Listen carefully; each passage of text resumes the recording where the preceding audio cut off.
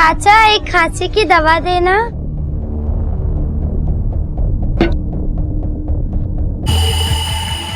चोर चोर चोर! अरे पकड़ो उसको! अरे पकड़ो उसको! मेरी बोतल लेके भाग रही है! पकड़ो पकड़ो पकड़ो चोर! अरे मेरी बोतल!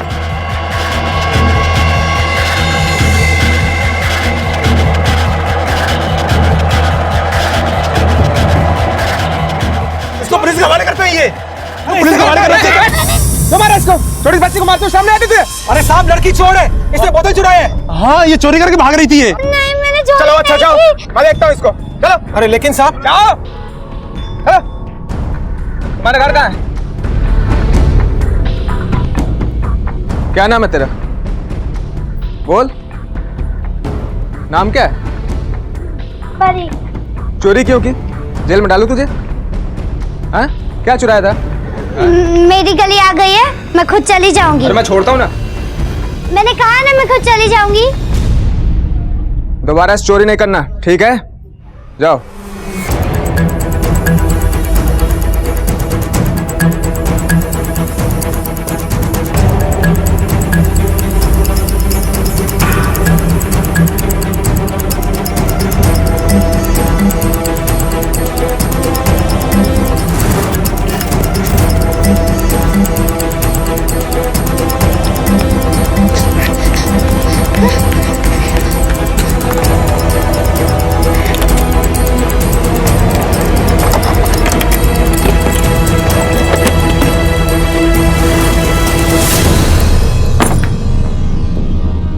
तितली, तितली, तितली, दीदी आप आ गई। हाँ इधर बैठ।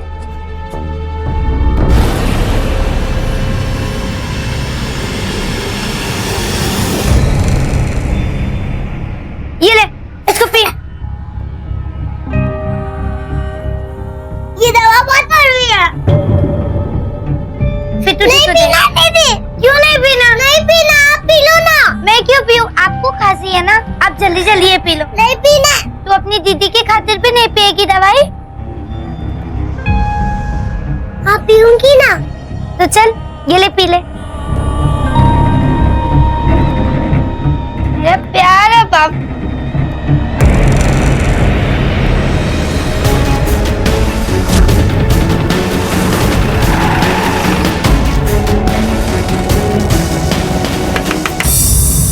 दीदी कौन होगा? तू ध्यान मत दे।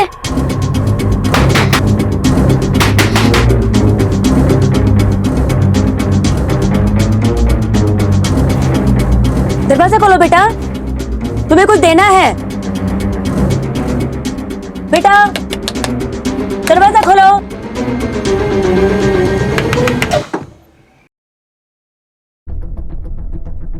मैंने कुछ नहीं किया, मैंने वो वापस कर दिया। मैंने चोरी नहीं की। हम जानते हैं बेटा, तुम्हें डांटने नहीं है। पापा को बुलाओ, उनसे बात करें। वो घर पर नहीं है, काम पर गए। कोई बात नहीं, हम रुकते हैं। वो थोड़ा वक्त लगेगा उन्हें आने में। ठीक है हम रुकते हैं, उनसे बात करना जरूरी है। मात्रे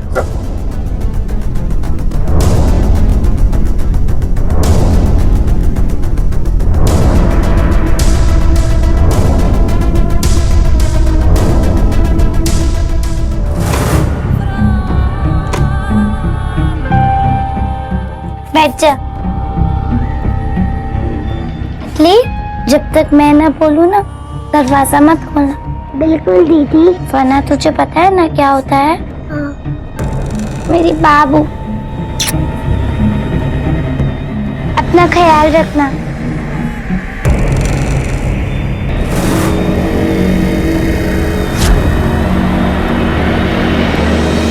साहब वो लोग बहुत दिन से दिखे ही नहीं। हाँ साहब, सभी लोग अपने अपने लाइफ में बिजी है, किसी का ध्यान गया ही नहीं। साहब मेरे को तो लगता है कि उसके माँ बाप और उस छोटी लड़की को जाके बहुत टाइम हो गया। कोई इतनी छोटी बच्ची को रख के गांव जाता है क्या?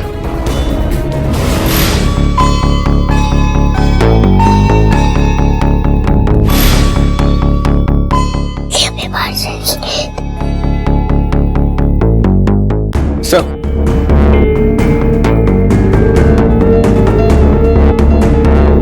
परी बेटा, यहाँ तुम्हारे माँ बाप कहाँ हैं? गाँव गए तो पहले झूठ क्यों बोला कि काम पे गए हैं? ऐसे ही। ये कौन है? तुम्हारी छोटी बहन? हाँ, ये कहाँ है? वो भी माँ पापा के साथ गाँव गई। छुट्टी है ना तितली की। तुम्हें अकेले छोड़ के?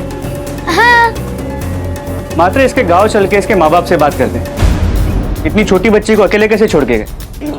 मैं छोटी थोड़ी ना हूँ, 12 साल की हूँ। फिर भी बात तो करनी पड़ेगी ना। चलो मात्रे। रुको, वो तरस पता नहीं कहाँ गए, कहीं तो गए, पता नहीं। क्या माँ बाप वाकई इन छोटी बच्चियों को छोड़कर कहीं चले गए थे या फिर उन्हें कुछ हो गया था? परी ने अपनी बहन को अलमारी में छिपा कर रखा था, पर क्यों? क्या दुनिया से झूठ बोलती आई इस 12 साल की लड़की का अपने माँ बाप के लापता होने से भी कोई संबंध था? तुमने आखिरी बार कब देखा था माँ और बाबा को और तुम्हारी छोटी बहन तितली को? वो मैं क्या बेटा, सच बताओ। माँ और तितली 15 दिन से बाहर गए और बाबा उससे पहले से गए, लेकिन वो जाते रहते हैं।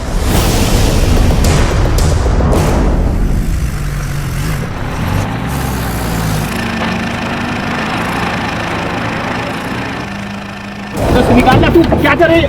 उधर से निकाल। वो देखो, भाग जा साला। पकड़। रुक। किशोर रोक। किशोर छोड़ेगा नहीं तेरे को, छोड़ेगा नहीं बोलता है। बेटा हम तुम्हारे माँ बाबा को ढूंढ के निकालेंगे, ठीक है? तब तक हम ये फोटो ले जा रहे हैं। मात्रे आप फोटो के, और तुम्हें भी हमारे साथ चलना हो। कहाँ? एक ऐसी जगह जहाँ बड़े होंगे तुम्हारा ख्याल रखने की। मैं भी तो बड़ी हूँ, मुझे जरूरत नहीं है। अब तक इतनी भी बड़ी नहीं होती, तुम्हें आना पड़ेगा, रूल्स है। ले चलो इसे। हाँ? मुझे नहीं जाना, छोड़ो मुझे, नहीं जाना मुझे, नहीं जाना, छोड़ो, चलो छोड़ो, मुझे यहीं रहने दो, नहीं जाना मुझको, छोड़ो। मुझे मत छोड़ के जा, दीदी मुझे मत छोड़ के जा, दीदी मुझे मत छोड़ के जा। बाप का नाम किशोर यादव है, उसका फोन नंबर मिल गया है। माँ के पास शायद फोन नहीं है। लोकेशन ट्रैक करो पिता के फोन की, फोटो सर्कुलेट कराओ और बच्ची के साथ बात करते रहो। सर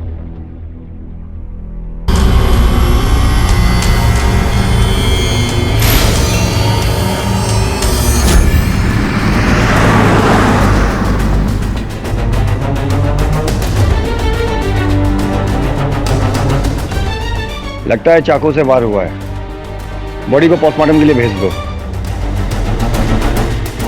मुझे नहीं रहना है, जाने दो मुझे, मेरे माँ और पापा आ चुके होंगे, मुझे कितनी डांट पड़ेगी, जाने दो, नहीं जाना मुझे, नहीं जाना।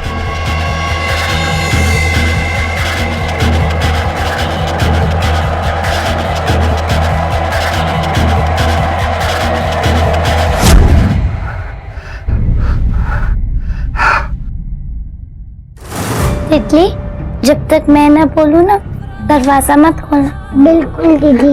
वरना तुझे पता है ना क्या होता है? दीदी भाग रही है, दीदी आएगी, हमें हम ले लेंगे। तितली, अपनी बड़ी बहन को माफ कर दे। मैं आ रही हूँ तितली, मैं आ रही हूँ।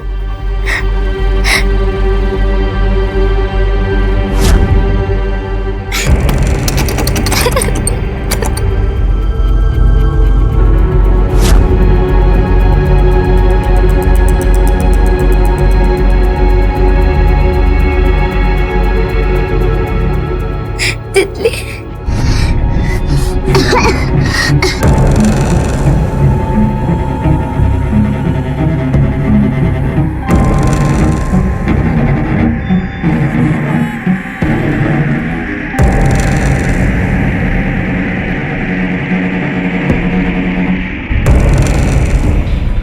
डेड बॉडी की अब तक कोई भी इंफॉर्मेशन नहीं मिली है। कौन था, कहां से आया, कुछ भी नहीं।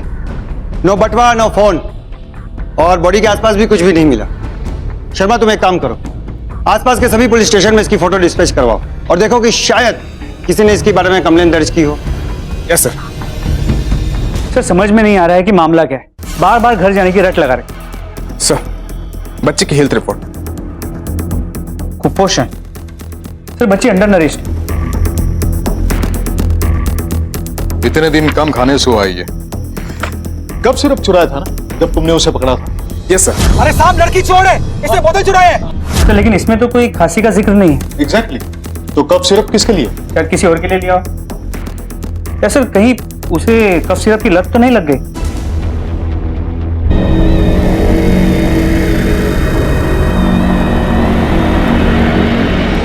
उस दिन भी उसके घर में ऐसे लग रहा था कि वो कुछ तो छुपा रही। मतलब सर वो बार बार सॉरी। हेलो, क्या?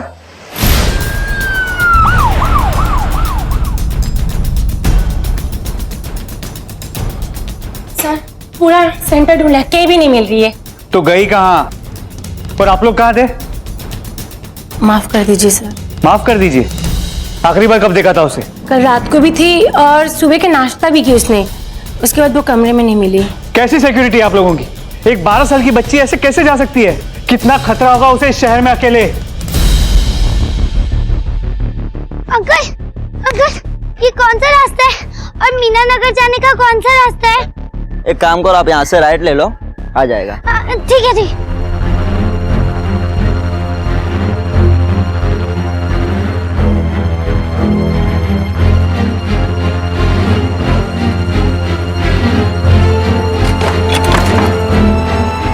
तितली,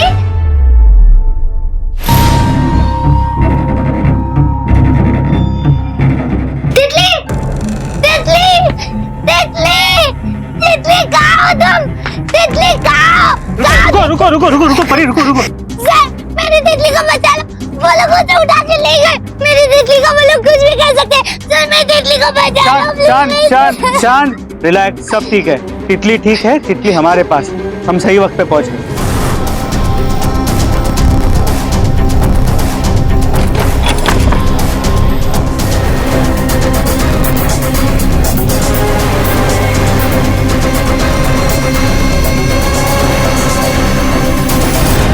सर,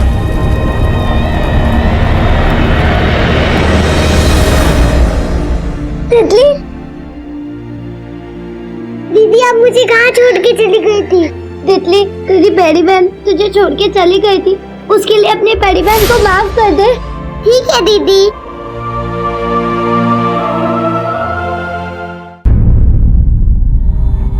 मेरी बात ध्यान से सुन। वो जो भी हुआ था ना, हाँ, किसी को भी मत बताना, क्योंकि अगर तू बताएगी ना तो अच्छा नहीं होगा। ठीक है दीदी। तू मेरी प्यारी बाबू है ना, अपनी बहन से प्यार करती है ना? हाँ।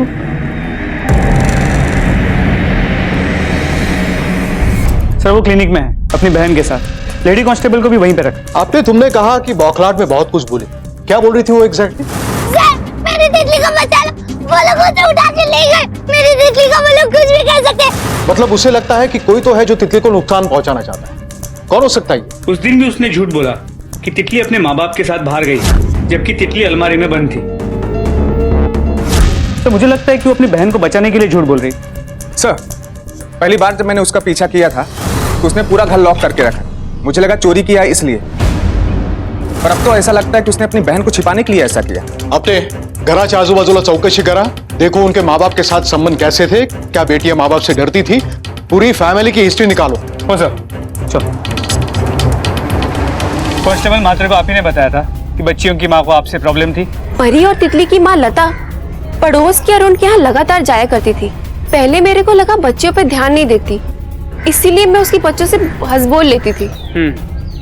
और कुछ? लगता है पैसे का प्रॉब्लम था, रोज झगड़े होते थे, मेरे घर में सब आवाजें आती थी। चिल्ला मत तू, मुझे क्या पता था कि पैसे ऐसे अचानक से डूब जाएंगे। एक तो वो लोग आके धमकी देके जा रहे हैं, ऊपर से तेरे नाटक। लेकिन साहब कितना भी प्रॉब्लम हो, दूसरे मर्द के साथ चक्कर वगैरह वो सब तो ठीक नहीं है ना साहब। अब अरुण को छोड़िए, आगे वो जो बनिए की दुकान है ना, वहाँ का बनिया कुछ ज्यादा ही मेहरबान था लता पर, फ्री में सामान देता था साहब। मैंने खुद अपनी आंखों से देखा, कभी भी पैसे नहीं लिए। क्यों? कोई ना कोई तो चक्कर होगा ना साहब। कुछ नहीं साहब, वो तो लोग तो यूं ही खाली पीली फुकट में ए, चुपचाप पूरा सच बता दे, वरना तुझे फुकट में थाने ले जाके फुकट में तुझसे क्या क्या उगलवाएंगे ना, तूने सोचा भी नहीं होगा। चल बोल। वो लता अकेली थी साहब, उसको मदद चाहिए था तो हम दोनों, मतलब इसमें तो मेरा कुछ गलती नहीं है ना साहब। वो लता का पति, वो जानता था तुम दोनों के बारे में? वो अगर जानता भी तो वो कुछ नहीं करता साहब, वो हारा हुआ खिलाड़ी था साहब, उसको शराब गटकने के अलावा और कुछ भी नहीं आता था साहब। क्या मस्त दिख रहे ले रहे। शर्म नहीं आती क्या तेरे को? क्या खुल्लम खुला छेड़ रहा है लड़की को? तेरे को चढ़ू क्या? जा चुपचाप घर जा अपनी बीवी के पास। ए, तू अपना देख, 2 टके का मेरे को बोलेगा? साहब मैं तो उधार पर उनको सामान देता था, मेरे भी बच्चे हैं और मुझे पता है उनकी 2 बच्चियां हैं। मैं नहीं चाहता था कि उनको भूखा सोना पड़े। साहब उनका वो बाप एकदम का बेकार आदमी किशोर, किसी की मदद करना अपना फर्ज बनता है ना साहब।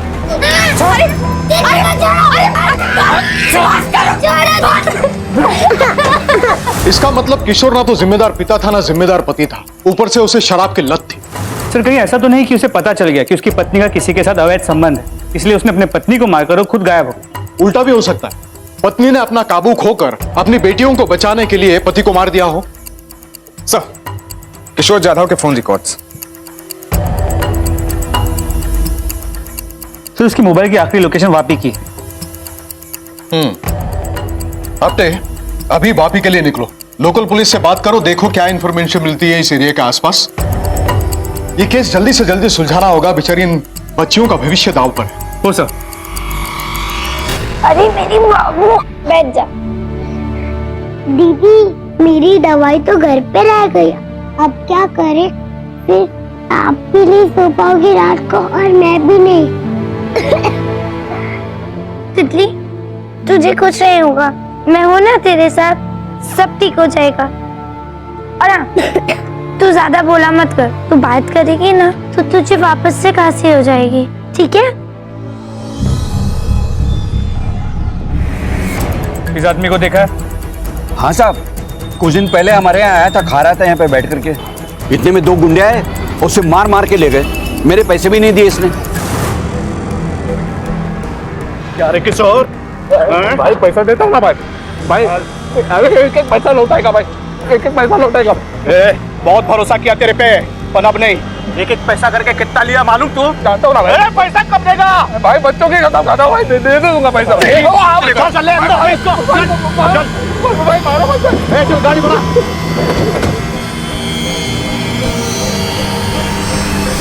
वो दोनों गुंडों की शक्ल याद है? ब्यौरा दे पाओगे? हाँ हाँ बिल्कुल याद है, मैं बता सकता हूँ।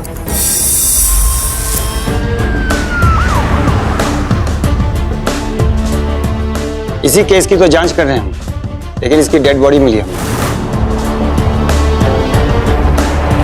पहचानते हो इसे? ये वो किशोर है साहब। पक्का?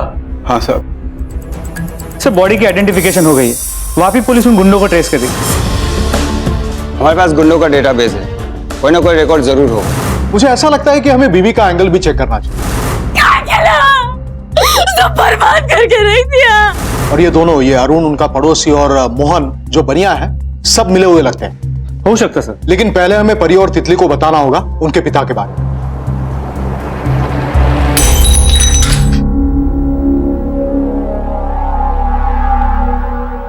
फिर से साफ करना पड़ेगा।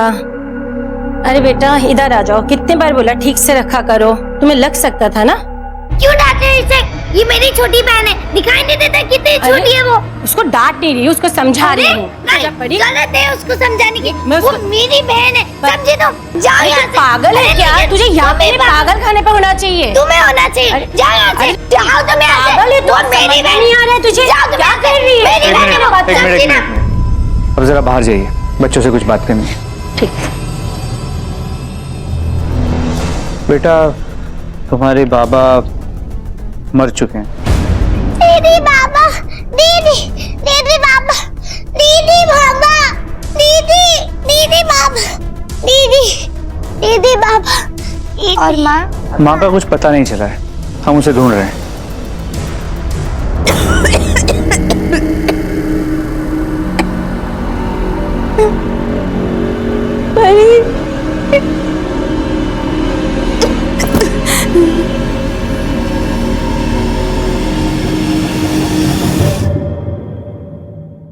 कुछ नहीं सर, परी की आंख से एक आंसू तक नहीं निकला, उसके चेहरे पे थोड़ा भी दुख नहीं। तुम्हारे बाबा मर गए। दीदी बाबा, दीदी दीदी बाबा। सर क्लियर है, परी के अपने बाप के साथ बिल्कुल नहीं जमती। हो सकता है किशोर का बर्ताव हद से बाहर चला गया और लता ने अरुण और मोहन दोनों को बहला फुसला कर उन्हीं के हाथों किशोर को मरवाया हो।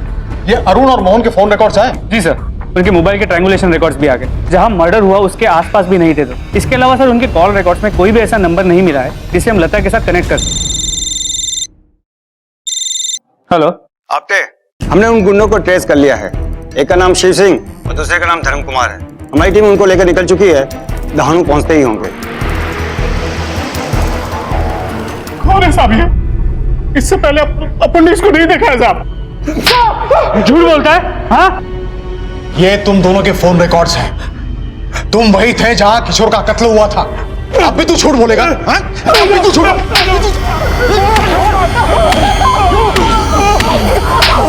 सब सच बता दो साहब, सब सच बता दो। बोल साहब, उस पे बहुत सारा कर्जा बाकी था साहब, उससे वसूली करने का था अपने को, लेकिन वो मर गया साहब अपने हाथ से।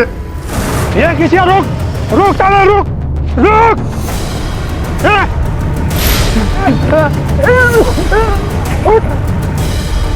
मेरे को मारेगा तू मेरे को मारेगा तू। चलो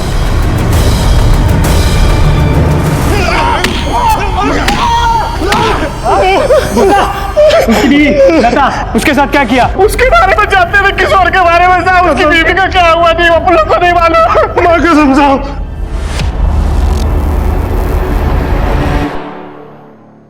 हाँ, लेकिन अगर माँ नहीं मिली तो दोनों बच्चियों का अडॉप्शन करवाना होगा। लेकिन ऐसी फैमिली मिलेगी कहाँ जो इनको एक साथ अडॉप्ट कर ले? 99% तो दोनों बच्चियों को अलग अलग घर में ही भेजना पड़ेगा। तितली तो छोटी है, वो अडॉप्ट हो भी जाएगी, पर मुझे टेंशन है परी की। वो बड़ी है और काफी गुस्से वाली है, शायद से उसको ऑर्फनेज भी भेजना पड़े। देखते हैं। दीदी चुप। मुझे पता है तू क्या सोच रही है। तू यही सोच रही है ना, कहीं कोई भी हमें एक दूसरे से अलग ना कर दे। तो तू चिंता मत कर, मैं हूं ना तेरे साथ। मैंने जो भी सीखा है मैं वो सब करूंगी, फिर देखना सब हमारी बात सुनेंगे, सब। चल चल अभी तू सो जा।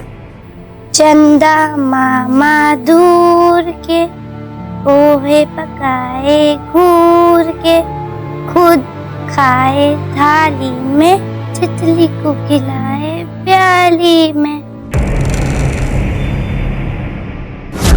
बोलो दरवाजा, दरवाजा खोल। हाँ ठीक है, मैं देखता हूँ। अंकल। हाँ बेटा बोलो। मुझे आपसे कुछ बात करनी है। हाँ बताओ।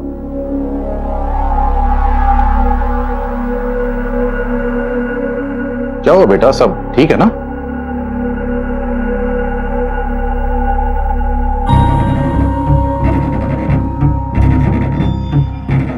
अंकल मुझे बस इतना ही कहना है कि आप मुझे और तितली को यहाँ से जाने दो। मैं उसका पूरा ख्याल रखूंगी, वादा रहा। आप जाने दो ना मुझे।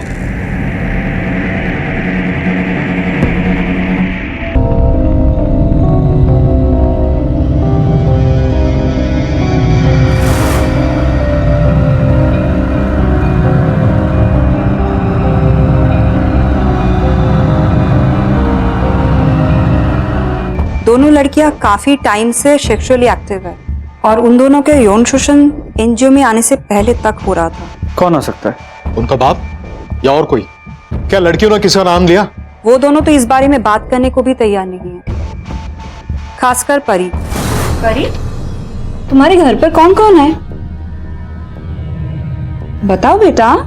तितली तुम बताओ। बोलो परी, क्या हुआ था तुम लोगों के साथ? मैं तुम लोगों की मदद करूंगी। परी का यौन शोषण अभी तक चलता आ रहा था, जबरदस्ती की जा रही थी उसके साथ। घाव काफी ताजा है। सर यकीन नहीं होता, इतनी छोटी बच्चियों के साथ ये सब। सर कहीं ऐसा तो नहीं कि उनका पिता किशोर उनके साथ जबरदस्ती कर रहा था, उनकी माँ लता को पता चल गया तो किशोर ने लता को मार दी और फिर खुद कर्जे के चक्कर में मारा गया? नहीं आप हम यकीन के साथ तो नहीं कह सकते कि मां मर चुकी है, क्योंकि ना हमारे पास कोई सबूत है ना उसकी डेड बॉडी, और डॉक्टर के मुताबिक परी के साथ उसके एनजीओ पहुंचने से पहले भी बलात्कार हुआ। लेकिन उस वक्त तो किशोर लापता था, फिर वो इसके पीछे कैसे हो सकता है? सर ये भी तो हो सकता है कि परी झूठ बोल रही हो कि इसके पिता लापता थे डर के मारे, पर हमें ये भी नहीं पता कि एग्जैक्टली ये बलात्कार का सिलसिला रुका कब। ठीक है, फिलहाल हम किसी को क्लीन चिट नहीं देंगे, सब शक के दायरे में। जिसने भी एक घिनौनी हरकत की है उसे जल्दी पकड़ना होगा, और ये लता की खोज का पेरीमीटर जो है उसे बढ़ाओ। उसका मिलना इस केस के लिए और भी जरूरी हो गया। पता नहीं वो जिंदा है या मर चुकी है।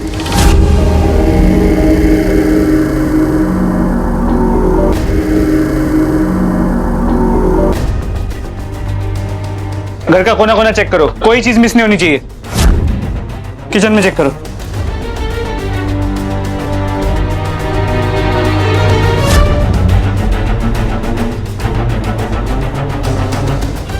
मात्रे सर, ये मेरे कपड़े फोरेंसिक्स में भेज दो। Okay sir.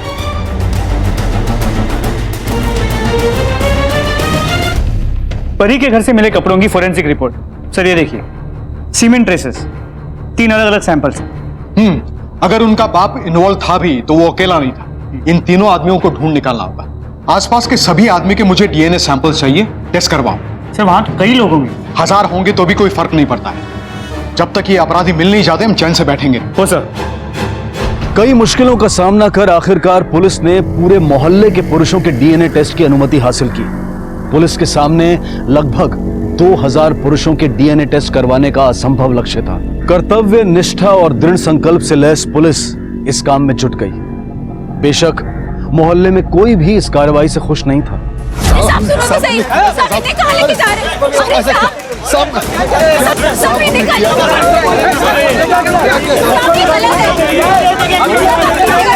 क्या चुप हो जाइए, आप क्या करना चाहते हैं?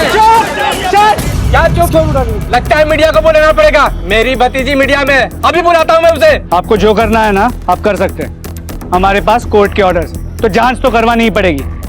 अगर आप लोग प्यार से सहयोग करें तो अच्छा है, वरना जबरदस्ती करनी पड़ेगी। अब आपके हाथ में, आप जबरदस्ती चाहेंगे आप प्यार से सहयोग करेंगे। ये क्या मजाक चल रहा है? क्या बोला? मजाक? तुझे ये सब मजाक लग रहा है? 2 बच्चियों के साथ बार बार बलात्कार होना मजाक है तेरे लिए? क्यों? तेरे घर में तेरी बेटी के साथ नहीं हुआ इसीलिए? क्या लग रखा है? आप लोगों के नाक के नीचे आप ही के मोहल्ले में इतना सब कुछ होता है और आप लोगों को भनक तक नहीं लगती। कब जागोगे आप लोग? जब आपके घर में आपकी बेटी के साथ होगा तब। आते सर, सबके सैंपल ले लो। Okay sir. और अगर कोई नहीं मानता है तो पता है ना क्या करना है। Okay sir. साहब, अरे मेरे बाजू साहब, वो थाने ले चलो। तुम उसे जुर्नल हम छोड़ दो। साहब बच्चा है साहब। जल्दी। बच्चों के साथ बलात्कार, इतनी छोटी बच्चियों के साथ, शर्म नहीं आती तुम्हें? अब क्यों रो रहे हो? हाँ? कहाँ गई तुम्हारी मर्दानगी? पुलिस का तमाचा पड़ता ही सारी आवाज निकल गई तुम्हारी। माफ कर दो साहब, पर मेरे बेटे को छोड़ दो। बच्चे को छोड़ दो। हाँ, परी और तितली भी किसी की बच्चियां हैं। माना साहब, हमसे गलती हो गई साहब। हमने परी और तितली दोनों के साथ गलत किया साहब। यकीन मानिए साहब, हमने उनके साथ जबरदस्ती नहीं की। क्या मतलब है तुम्हारा? साहब वो लड़कियों की माँ खुद ही लेके आई उन लड़कियों को हमारे पास। साहब हमने कुछ नहीं किया साहब। मैंने पहले ही बोला था ये साला पैसा डुबा देगा। क्यों रे किशोर? पैसा लेने टाइम भाई पैसा दो, पैसा दो, पैसा दो, और रिटर्न करने टाइम किशोर डेट बोल, टाइम बोल। पैसा कब देगा? नहीं तो काट डालेगा तेरे को, समझा क्या? अबे ऐसा तुरंत कैसा बोलेगा भाई? लेकिन पैसा देगा भाई। ए, तेरा नाक पट्टी बंद कर। पैसे दे देंगे, शपथ। कैसे भी करके आपके पैसे दे देंगे, मैं बोलती है ना। ए ढक्कन, पैसा ला, कहीं से भी ला, नहीं तो उठा के लेके जाऊंगा तेरी बीबी को, और फिर पूरा पैसा वसूलेगा, समझा? तू अच्छी तरीके से पहचानता है हम लोगों को। पैसे का इंतजाम कर, नहीं तो चल।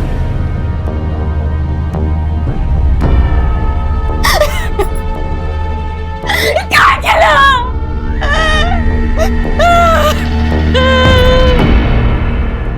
सब बर्बाद करके रख दिया। ए, चिल्ला मत तू। मुझे क्या पता था कि पैसे ऐसे अचानक से डूब जाएंगे। एक तो वो लोग आके धमकी देके जा रहे हैं, ऊपर से तेरे नाटक। अरे वो लोग मेरे साथ करेंगे, उसका कुछ नहीं। मोहन भाई थोड़ा सा दाल चावल थोड़ा सामान दे दो। अरे बाबा सामान कैसे खरीदूंगा? कल को तो मैं रास्ते पे आ जाऊंगा। मोहन भाई मुफ्त में नहीं चाहिए, पैसे आएंगे ना, अभी नहीं है, आएंगे तब मैं दे दूंगी थोड़ा सा दाल चावल। जब पैसे आ जाएंगे तब आ जाना, ठीक है? आप जो बोलेंगे मैं करूंगी। ये मेरी बच्चियां है ना, वो भी आप जो बोलेंगे वो करेगी, है ना बेटा? चाचा जो बोलेंगे हम करेंगे ना। हाँ, थोड़ा सा दाल चावल दे दो। वो दोनों? हाँ, मैं बोलूंगी तो करेगी ना, करेगी वो, मैं जिम्मेदारी लेती हूँ ना। जय को भी खुश करेगी।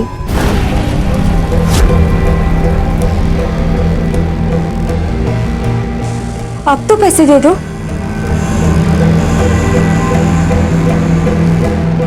पापा, परी, तितली, माँ ने जैसा कहा था ना वैसे ही करना।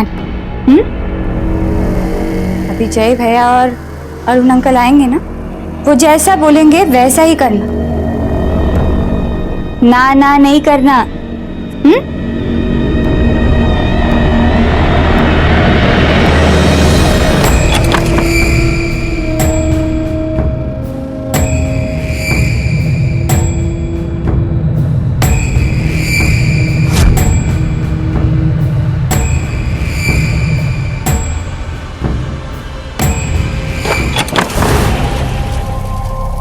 माँ ने जो भी बोला वो किया। तितली को बहुत दर्द होता था और जब से माँ गई है तितली और मेरा और कोई भी नहीं है। मैं ही तितली का ख्याल रखती थी क्योंकि मैं उसकी दीदी हूँ ना। और उसके बाद अरुण अंकल और जय भैया 3-4 बार आए और मोहन चाचा भी आए। एक दिन मैंने अलमारी में इसको बंद कर दिया और दरवाजे का ताला लगा दिया, तो फिर वो लोग नहीं आए। आखिरकार पुलिस ने इन 3 हैवानों को उनके दुष्कर्मों की सजा दिलवाई। अब परी और तितली तो क्या, किसी भी मासूम बच्ची को उनका साया तक नहीं छू सकेगा। लेकिन उस निर्दयी मां का क्या, जिसने अपनी ही बेटियों को इस घिनौने दलदल में धकेला। आखिर ये एक किस्म का देह व्यापारी तो था। एक पल में परी और तितली की मां लता पुलिस के लिए पीड़ित से अपराधी बन चुकी थी, लेकिन उसके गायब होने से परी और तितली का तो कोई ताल्लुक नहीं था।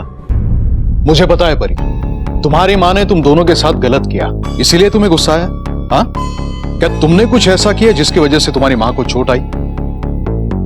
चॉकलेट लो। पहले मेरी दीदी थी, मेरा रोना मत बेटा, रोना मत। तुम्हें दीदी के पास ले जा, ठीक है? दीदी तुम्हारा बहुत ख्याल रखती थी ना? हाँ? जब कोई बुरा आदमी आता था तो उनसे तुम्हें कौन बचाता था? परी दीदी। करेक्ट। और दीदी ने तुम्हें माँ से भी बचाया था ना? नहीं, दीदी ने कहा आप माँ से मत डर, माँ कुछ नहीं करेगी और दर्द भी नहीं होगा। बेटा तुम्हें कुछ नहीं होगा, तुम्हें डरने की कोई जरूरत नहीं है। सिर्फ इतना बताओ तुमने क्या किया है तुम्हारी माँ के साथ, बोलो। हम तुम्हारी मदद करने आए हैं, लेकिन तुम्हें सच बोलना होगा। परी, हम क्या पूछ रहे हैं आपसे? परी, हम आपसे कुछ पूछ रहे हैं। कहां है तुम्हारी मां? क्या किया है तुमने उसके साथ? यह बात साफ थी कि लता की वजह से ही उसकी अपनी बेटियों पर भयानक अत्याचार हुए। पर क्या इन लगातार होने वाले जुल्मों ने परी को कोई भयानक कदम उठाने पर मजबूर कर दिया था? परी की चुप्पी सिर्फ उसकी मुश्किलें ही बढ़ा रही थी। पुलिस का शक उस पर पुख्ता हो गया था, लेकिन इस केस से जुड़े सभी इस बात से बेखबर थे कि जल्द ही परी एक और घिनौने अपराध का शिकार होने वाली थी।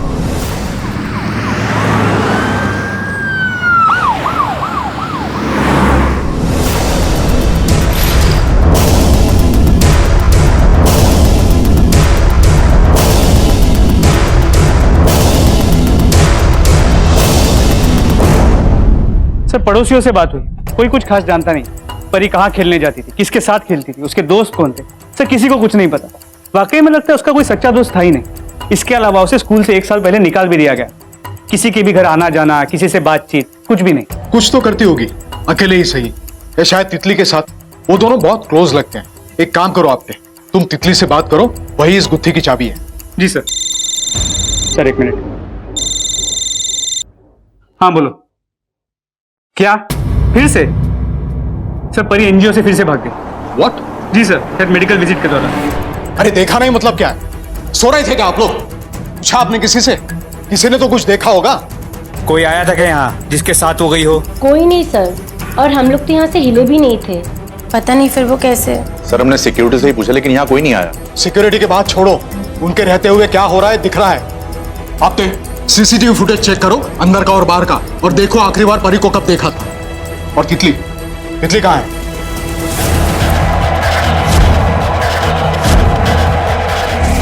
पहले मेरी दीदी से मिला, पहले मेरी दीदी से मिला। तुम्हारी माँ कहाँ है बोलो? पहले मेरी दीदी से मिला। हाँ बेटा मिलवाएंगे, उससे मिलवाएंगे, लेकिन हमें बताओ कि तुम्हारी दीदी कहाँ है? बोलो सर। ये देखिए, ये आदमी और ये लाल गाड़ी जो गेट के बाई तरफ पार्क है। आप एपीबी इश्यू करो, आसपास के 6 किलोमीटर के रेडियस में नाकाबंदी लगवाओ, और ये नंबर से ओनर के डिटेल निकालो। लगता है ये पर्सनल दुश्मनी का मामला है। परी को किसी भी हालत में हमें बचाना है। ये लो पैसे और इसको ठिकाने लगा। पता चलते ही मुझे इन्फॉर्म करना, ठीक है? सर, सभी जगह नाकाबंदी लगवा दी, गाड़ी की डिटेल्स हर जगह पे भेज दी। ये देखिए गाड़ी के ओनर की डिटेल्स। इसे तो मार मार के सच उगलवाएंगे। अरे साहब मैं तो यहाँ जेल में हूँ, तो मैं कैसे कुछ कर सकता हूँ साहब? कर नहीं सकता लेकिन करवा तो सकता है ना। हाँ ये देख, इसकी ये गाड़ी मेरी है साहब। और ये आदमी कौन है? साहब कसम खा के बोलता हूँ साहब, कौन है ये मैं नहीं जानता। ये देख, अब की बार अगर झूठ बोला ना, यही उल्टा लटका के मारूंगा तुझे। सब कुछ सच सच बता दे। सच बोल रहा हूँ साहब, सच बोल रहा हूँ मैं। कस्टडी ठेवायाला। सर अरुण को कुछ नहीं पता, वो गाड़ी तो उसी की है, लेकिन वो जानता नहीं कि वो आदमी कौन है। समझ में नहीं आ रहा कि गाड़ी गई कहाँ। ना किसी पोस्ट से हमें कोई अपडेट मिल रही है, और ना उस आदमी की आइडेंटिटी एस्टैब्लिश हो रही है। बेचारी परी, पहले बलात्कार और फिर जान को खतरा। तितली आपको हेलो बोलना चाहती है। वो क्या है ना, मैंने उसको समझाया कि उसकी बहन को जान का खतरा है, तो वो अच्छी बच्ची है ना, इसलिए वो आपसे बात करना चाहती है। हाँ तितली है ही अच्छी बच्ची। दीदी ने तितली को हमेशा बचाया है, अब तितली परी दीदी को बचाएगी। दीदी हमेशा पावर हाउस के पास खेलने जाती थी। Power house? हाँ, जो घर के पास है। दीदी कहती थी वहाँ हमें कोई परेशान नहीं करेगा।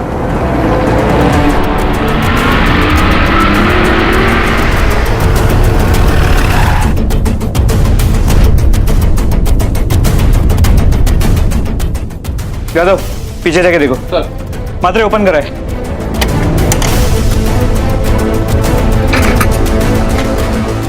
उठाओ उसे जल्दी।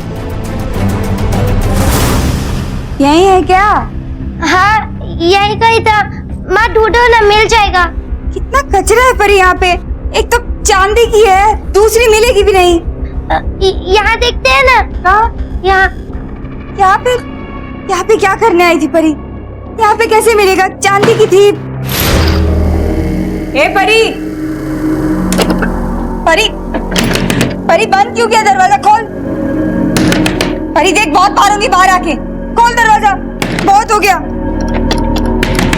परी, माँ अब तेरी वजह से मुझे और तितली को किसी के पास नहीं जाना पड़ेगा। तितली को कितना दर्द होता था, मैंने तुझे बोला भी था, तो फिर भी। देख ज्यादा दिमाग मत चला, खोल दरवाजा, बाहर आके गला दबा दूंगी तेरा। खोल। नहीं खोलूंगी। देख मैं तेरी माँ हूँ, बहुत बुरा होगा तेरे साथ। खोल। अरे खोल दरवाजा। छोड़ गई मरने के लिए अपनी ही माँ को। और क्या करती वो? अपनी ही बेटियों के साथ तूने क्या किया? मासूम बच्चियों को खुद गैर मर्दों के हवाले कर दिया। ऐसे नहीं थे साहब। पैसे का इंतजाम कर, नहीं तो उठा के लेके जाऊंगा तेरी बीबी को। कुछ चारा नहीं था साहब, इसलिए लड़कियों को भेज दिया। चंद पैसों के लिए अपनी बेटियों की जिंदगी बर्बाद करने की कोई जरूरत नहीं थी, समझी? ये कैसे माता पिता हैं जिन्होंने अपने स्वार्थ की वजह से अपनी ही बेटियों से वेश्यावृत्ति करवाई? बहरहाल पुलिस अब भी परी को बचाने में जुटी थी, इससे पहले कि अपहरणकर्ता उसे और नुकसान पहुंचाएं। लेकिन पुलिस की लगाई नाकाबंदी से भी कोई कामयाबी हासिल नहीं हुई।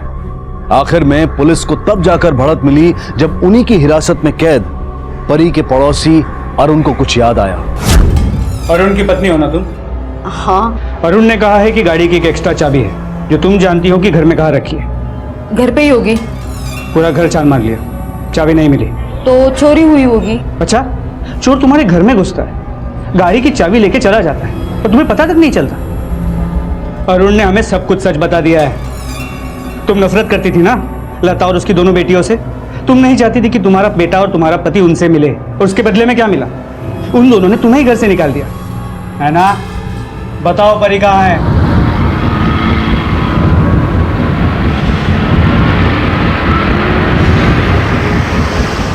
अब चुप रहने से कोई फायदा नहीं है। हमारे पास गवाह हैं जिन्होंने तुम्हें देखा है, खुद गाड़ी चला के यहाँ से जाते हुए और रिक्शा में लौटते हुए। तेरा हर झूठ पकड़ा गया है। वैसे भी तुम्हारे पति और तुम्हारे बेटे ने उन दोनों की जिंदगी बर्बाद कर दी है। बर्बाद तो उन तीनों ने की मेरी जिंदगी। हमारा अच्छा खासा घर था, पूरा खराब कर दिया। वो तीनों गिरे हुए लोग हैं। पहले तो मेरे पति और बच्ची को छीन लिया मुझसे, फिर उनको जेल भिजवा दिया। और वो दोनों, तुम्हारा पति और तुम्हारा बेटा, वो क्या दूध के दूल्हे? अरे बच्चियां हैं वो दोनों, एक 12 साल की और एक 6 साल की। उनके साथ बलात्कार कर दिया। तुम्हें बच्चियों पे गुस्सा आया, लेकिन तुम्हारे पति और तुम्हारे बेटे की हैवानियत पे गुस्सा नहीं आया।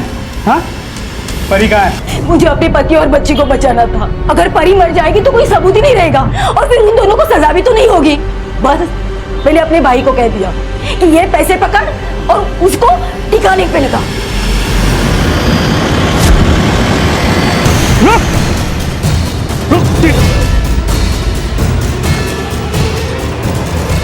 परी, परी घबराओ मत, हम आ गए। परी, तितली ठीक है बेटा, उसी ने हमारी मदद की तुम्हें बचाने में। हम तुम्हें उसी के पास ले जाएं।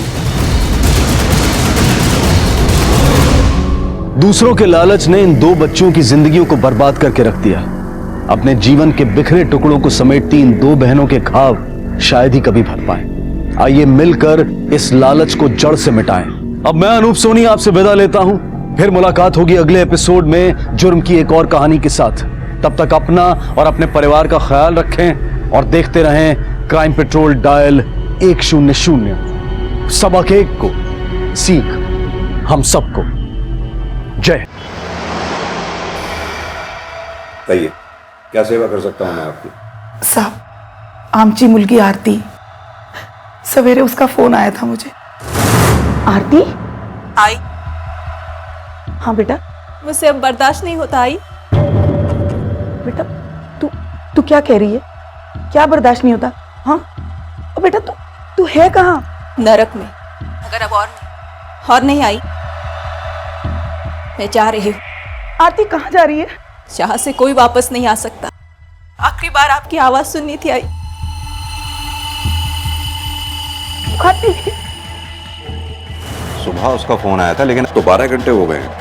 आप उस वक्त क्यों नहीं आई हमारे पास जब उसका फोन आया था? मुझे लगा ऐसे ही किसी बात पे परेशान होकर फोन कर लिया होगा। वो ऐसा करेगी नहीं। लेकिन पूरा दिन फोन लगाने के बाद भी एक बार भी उससे बात नहीं हुई साहब। इसीलिए हम लोग। कहाँ रहती है आपकी बेटी? पता नहीं साहब। क्या मतलब? दरअसल 10 बरस पहले उसने घर से भागकर शादी की थी। उसके बाद से हमारा उसके साथ कोई रिश्ता नहीं था। वो कहाँ रहती थी, किस हाल में थी, हमें कुछ नहीं पता था। 10 बरस के बाद आज अचानक उसका फोन आया था। साहब, मुझे बहुत डर लग रहा है, हमारी मदद कीजिए। मात्रे सर, इनकी बेटी आरती का फोन नंबर लो और मोबाइल कंपनी से पता करो उसका एड्रेस कहाँ है। Right sir. आरती भी शायद ऐसे ही किसी मोड़ पर खड़ी थी। आज 10 साल बाद पहली बार उसने अपनी मां को फोन किया था, और वो भी ये बताने के लिए कि वो अपनी जान ले रही है। क्यों उठाना पड़ रहा था उसे एक कदम? आखिर कौन से हालात थे, ऐसी क्या मजबूरियां थी जिसकी वजह से वो अपनी जिंदगी का साथ छोड़ने जा रही थी? और क्या मजबूरी थी इस मां की, किसका डर था कि अपनी बेटी के मुंह से इतनी बड़ी बात सुनने के बाद भी उसने उस बात को घंटों तक सबसे छिपाए रखा? अरे सलीम भाई, थैंक यू। क्यों? इतना बड़ा काम देने के लिए। और मैं भी आपके भरोसे का पूरा मान रखूंगा। पर एक बात पूछूं? क्या? ये औरत कौन है? कायकुर है? ऐसे ही, बहुत खूबसूरत है। अगर थोड़ा पहले ले आते ना तो मजा आ जाता। साला अपना गाड़ी चला, पैसा ले, लड़की की लाश को ठिकाने लगा और निकल। सामने देख।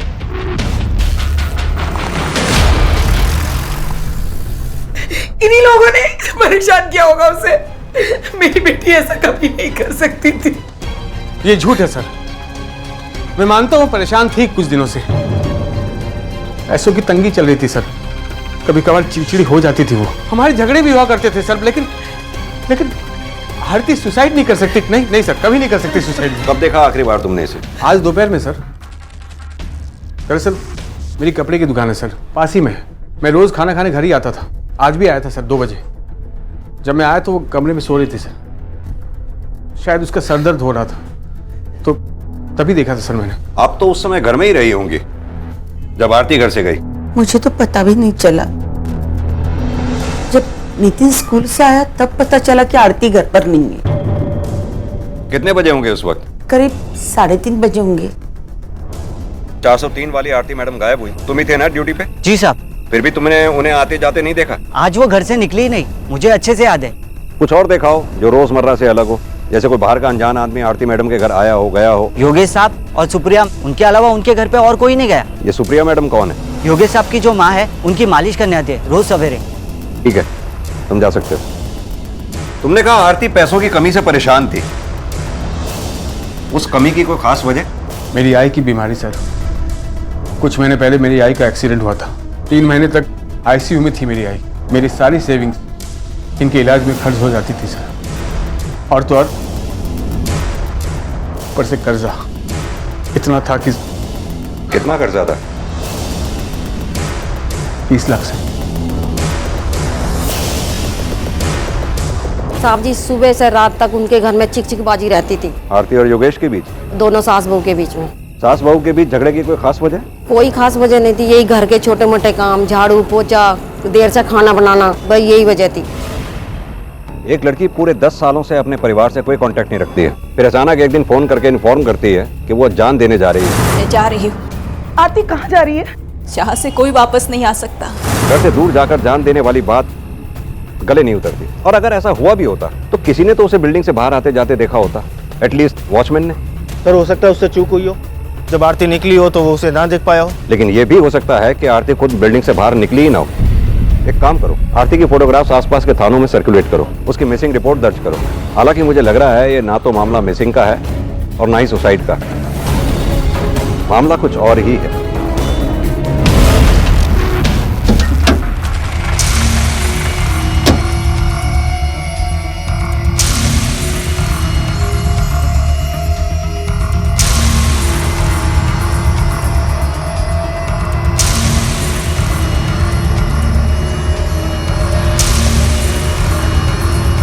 ले ए चल चल जल्दी कर।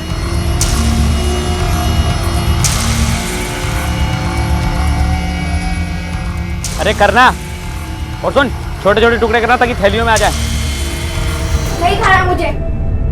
बेटा देख, आई आएगी तो गुस्सा करेगी मेरे को, बोलेगी नितिन को अभी तक खाना नहीं खिलाया। हाँ हाँ, तू चाहता है बाबा को डांट पड़े? नहीं ना, खा बेटा। खा ले निखिल, खूप छान झालंय जेवण। मुझसे बात मत कीजिए आप हमेशा मेरी आई के साथ लड़ती थी ना, इसलिए मेरी आई चली गई। अरे ध्यान से देख के करना, और थैली में पत्थर भर के ठीक से छेद कर देना, नहीं तो पता लगा पानी के ऊपर थैली तैरती हुई मिल रही है। सलीम भाई कोई गड़बड़ नहीं होगी, मैं हूं ना, सब कुछ अच्छे से किया मैंने, काम करने दो यार। हो गया? हाँ हो गया सब, देखो।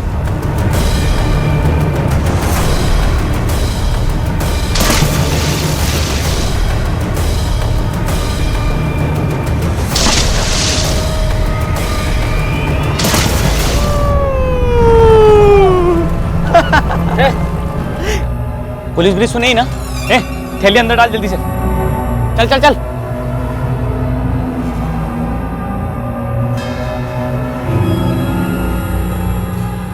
ये क्या साणे, ये पिकनिक मनाने का टाइम है? कौन है तू?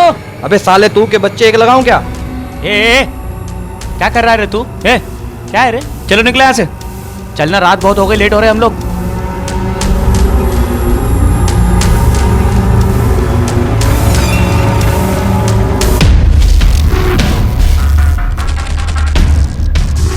काका बघा काहीतरी आहे तिकडे.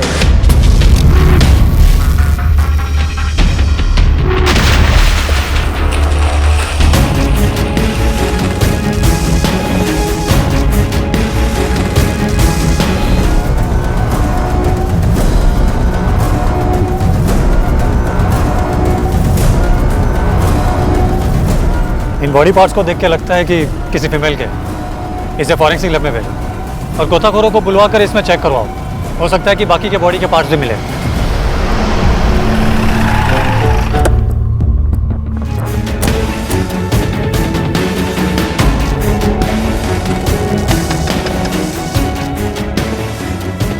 तुम आरती के घर उसकी सास की मसाज करने जाती थी? हाँ साहब, झगड़ा तो होता था और हमेशा होता था आरती भाभी और मार्जी के बीच में. किस बात पे झगड़े होते थे दोनों में? आरती भाभी अच्छी बहू नहीं थी साहब.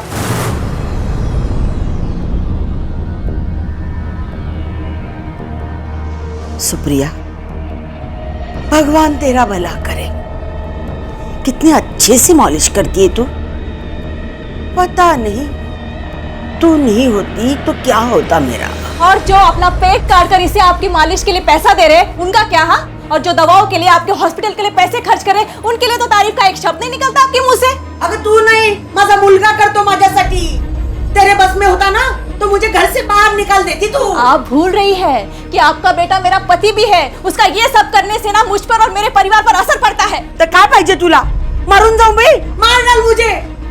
मैं आज योगेश को बता दूंगी ये सारी तेरी नौटंकी. यही तो मैं कह रही हूँ. ये सब जो नौटंकी चला रखी है ना, इसे अभी बंद कर दीजिए आप. अरे आपकी वजह से बहुत परेशानी में आ गए हैं हम. थोड़ा वो जो रिश्ता बचा है हम दोनों में वो तो जिंदा रहने दीजिए. आपके आने के बाद जितने झगड़े हुए हैं ना हम में, उतने तो पिछले 10 सालों में भी नहीं हुए हम में. देखा देखा सुप्रिया कैसी बोल रही है. मैं इसका रिश्ता बिगाड़ रही हूँ. ये चाहती हूँ क्या मैं? गलती चाहे जिसकी भी हो, माँ जी घर में सबसे बड़ी थी और आरती भाभी अगर उनका थोड़ा सुन लेती तो क्या होता. लेकिन आरती भाभी कभी किसी की नहीं सुनती. जब देखो तड़ातड़ जवाब देती थी. सारी गलती ना बहू की होगी साहब, क्योंकि प्रतिमा ताई जैसी औरत तो ऐसा कुछ गलत कर ही नहीं सकती. अच्छा, तुम इतना दावे के साथ कैसे कह सकते हो? तुम्हारा क्या लेना देना उनसे? साहब 12-15 साल पुरानी पहचान थी. हम उनके हस्बैंड को जानते थे. एक समय में उन्होंने मुझे अपने ऑफिस में प्यून की नौकरी पे लगवाया था. क्या आरती और योगेश के बीच भी झगड़े होते थे? नहीं साहब, योगेश भाई साहब बहुत सीधे थे. उनका कभी किसी के साथ झगड़ा नहीं होता था. ठीक है, अभी हम चलते हैं. जरूरत पड़ी तो तुम्हें थाने बुलाया जाएगा. चलो. तुषार, ये अश्विन और सुप्रिया प्रतिमा के काफी करीब लगते हैं. अगर आरती के साथ कुछ गलत हुआ है और उस गलत में प्रतिमा का हाथ है तो कोई बड़ी बात नहीं कि प्रतिमा के हाथ पांव बनके अश्विन और सुप्रिया ने उसका साथ दिया हो. सर, आरती की बिल्डिंग के वॉचमैन ने सुप्रिया और योगेश के अलावा बिल्डिंग में आते जाते किसी को नहीं देखा. बिल्डिंग के वॉचमैन को आने जाने वाले पे नजर रखने के अलावा और भी कई काम होते हैं. हो सकता है वॉचमैन को कोई काम पड़ा हो जिसकी वजह से अश्विन नजर बचाकर अंदर चला गया हो. ये अश्विन के फोन की लोकेशन का पता करवाओ. पता करो कि जिस वक्त ये वारदात हुई उस वक्त वो कहाँ पर था. Okay sir. अरे जल्दी देना दाल मेरे को. अरे लाई. और कुछ लाऊं? एक रोटी और.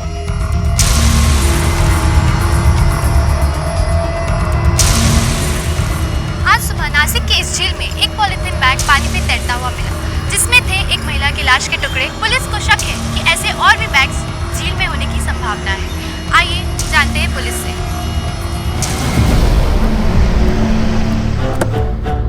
सर, हमने अश्विन की फोन लोकेशन चेक की थी. उस दिन वो घर पर ही था, कहीं बाहर नहीं गया. ये आरती की फोटोग्राफ्स हमने सर्कुलेट की थी. Any update? नहीं सर, अभी तक नहीं. दो बातें हो सकती हैं. या तो आरती गायब है या उसके साथ कुछ बुरा हुआ है. एक काम करो, उसके मिसिंग पोस्टर लगवाओ, शायद कोई मदद मिले. Right sir. मुझे लगता है हमें अब आरती की सास से दोबारा बात करनी चाहिए. बोलो. सर, मैंने टीवी पे न्यूज़ देखी, वो लेक पे जो बॉडी पार्ट्स मिले ना वो वाली. उसके बारे में क्या जानते हो? सर, मैं और मेरे फ्रेंड्स कल रात को लेक पे गए थे तो हमने 2 आदमियों को वहाँ देखा सर. उनका चेहरा देखा तुमने? पहचान सकते हो उन्हें? खूब अंधार होता सर, ठीक से देख नहीं पाया. पर हाँ, एक आदमी उसको देखा मैंने, उसकी थोड़ी घनी दाढ़ी थी सर. क्या है रे? चल निकला से. चलना, रात बहुत हो गई, लेट हो रहे हम लोग. और हाँ सर, उनके पास एक सिल्वर कलर की वैन थी सर, जिसमें से वो गए. चौड़ एक काम कर, लेक से हाईवे की तरफ एक ही रास्ता जाता है. उस रास्ते पे जितने भी सीसीटीवी लगे हैं उसकी फुटेज चेक करो. हाईवे पे ढाबे, एटीएम, पेट्रोल पंप, इस सब जगह पे छानबीन करो। वो दोनों जो भी है, सिल्वर रंग की वैन में उन दोनों को जरूर किसी न किसी ने तो देखा होगा। एक लड़की को आत्महत्या करने से रोकने की कोशिश से शुरू हुआ यह मामला पहले उसकी गुमशुदगी और अब उसकी हत्या के मामले में बदल चुका था। पुणे पुलिस अब भी आरती को जिंदा मानकर तलाश कर रही थी और वहीं नासिक पुलिस अब तक इस बात से अनजान थी कि जिस लाश के टुकड़े उन्हें मिले थे वो दरअसल पुणे में रहने वाली आरती के हैं। आरती की लाश को पुणे से नासिक ले जाया गया था ताकि पुलिस को गुमराह किया जा सके और जिन मुजरिमों ने यह काम किया था उन्हें इस बात की खबर लग चुकी थी कि पुलिस उनकी तलाश में है और उन्होंने अपने आप को बचाने की तैयारियां शुरू कर दी। राजेश, अरे सलीम भाई आप? सलीम भाई के बच्चे, उस औरत की लाश के बाकी के टुकड़े कहाँ रखे? साले वो जो झील में बाकी के लाश के टुकड़े थे ना, पुलिस को मिल गए।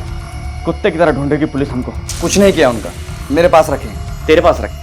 क्यों? अचार डालने वाला है उनका तू? देख, इससे पहले कि मुसीबत बढ़ जाए हमें कुछ ना कुछ करना पड़ेगा। जा, कुछ मुंह ढकने के लिए लेके आ। एक मिनट रुको।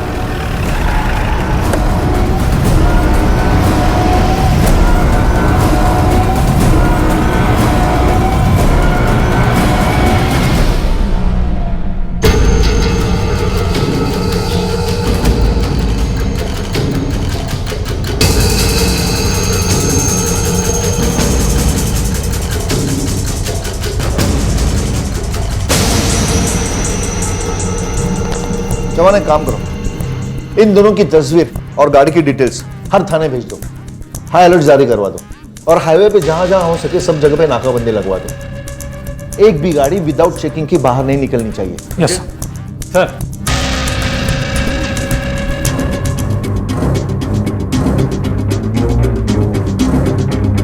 सर, उन बॉडी पार्ट्स की फॉरेंसिक रिपोर्ट है। विक्टिम फीमेल है, एज करीब 30 से 35 साल।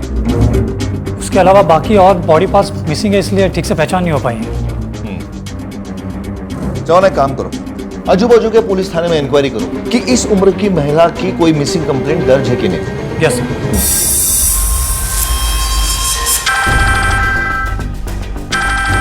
हेलो।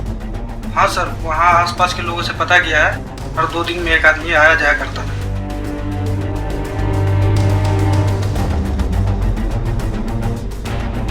प्रतिमा जी, पता चला है आपके और आपके बहू के बीच में रिश्ते कोई खास अच्छे नहीं थे।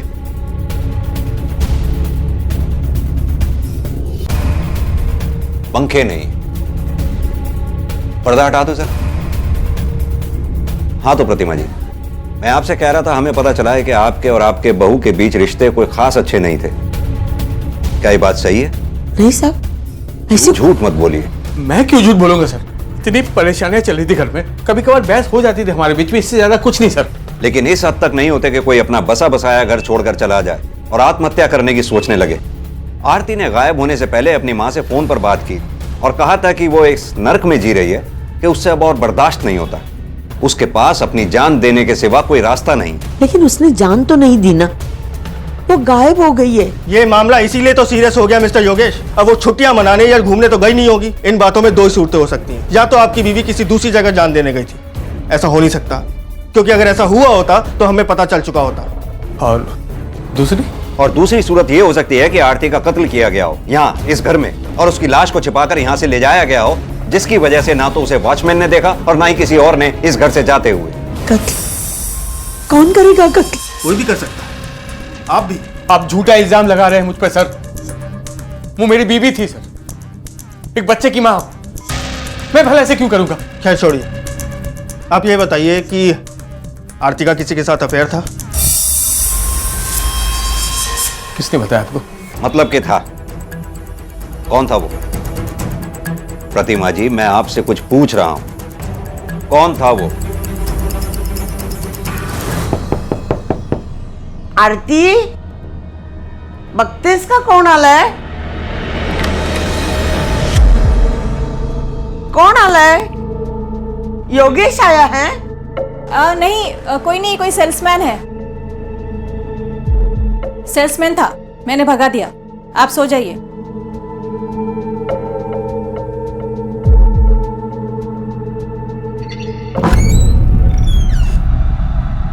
उसके थोड़ी देर बाद दरवाजा खुला। आरती, आरती। वो वापस जा रहा था लेकिन मुझे दिखाई नहीं देगा, इसलिए मैं खिड़की तक गई उसे देखने के लिए। कौन था वो? माधव, योगेश का दोस्त, बिजनेस पार्टनर। आपने अपने बेटे योगेश को बताया नहीं इसके बारे में? मैंने बताया उसे, पण त्याचा विश्वास नाही बसला माझ्या बोलण्यावर। उसने कहा कि वो कुछ दुकान का सामान लेने आया होगा, लेकिन मुझे पूरा विश्वास था। आरती और उसके बीच में कुछ तो चल रहा था। ये बकवास है सर। आई को गलतफहमी हो गई थी। माधव मेरा पार्टनर ही नहीं, करीबी दोस्त भी है।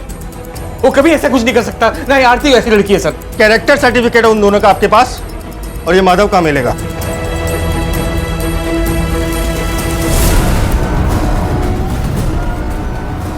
क्या हुआ? मामू लोग है, चेकिंग चल रही है। वाले वाले जल्दी से मुंह ढक ले। अरे चलना, चल चल चल चल।